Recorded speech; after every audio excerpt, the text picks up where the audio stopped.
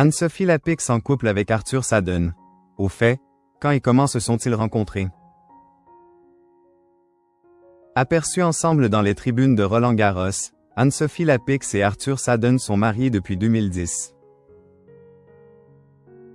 Mais comment la journaliste, qui va quitter la présentation du 20h de France 2, a-t-elle rencontré l'homme d'affaires? Si son histoire avec le journal télévisé de France 2 va prendre fin à la mi-juillet, Anne-Sophie Lapix reste heureuse à la ville avec son mari Arthur Sadden. Après que la direction de France Télévisions a annoncé son départ du 20h le 27 mai 2025, la journaliste est apparue souriante aux côtés de l'homme d'affaires dans les tribunes de Roland-Garros. Mariés depuis 2010, Anne-Sophie Lapix et Arthur Sadden se sont rencontrés en 2008 par le biais d'amis en commun.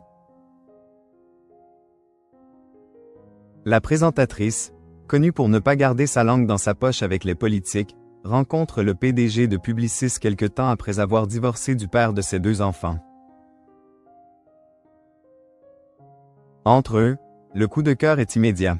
Ils s'unissent le 26 juin 2010 à la mairie du 16e arrondissement de Paris. Depuis bientôt 15 ans, ils vivent une histoire paisible et discrète. Il y a un rapport très équilibré entre nous, très à l'écoute, très attentif à ce que fait l'autre.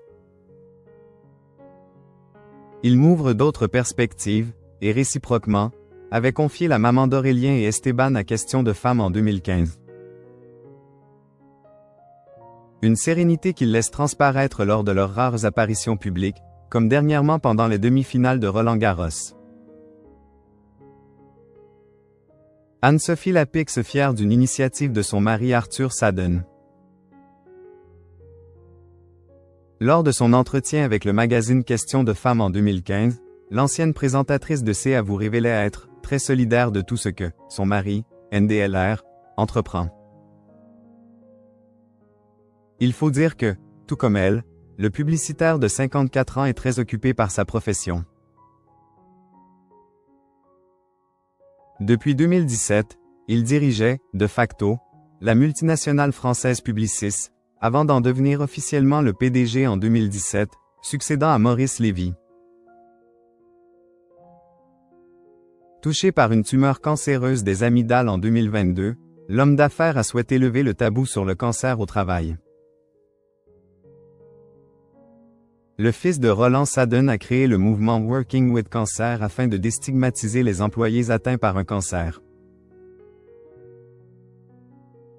S'il y a une personne sur 2 dans sa vie qui va être atteinte par un cancer, ça veut dire qu'on va tous vivre avec le cancer et qu'on va tous travailler avec le cancer, expliquait-il à Brut en 2023. Une initiative soutenue par son époux. Je n'ai pas l'habitude de parler de ma vie privée, mais c'est un combat que je trouve admirable.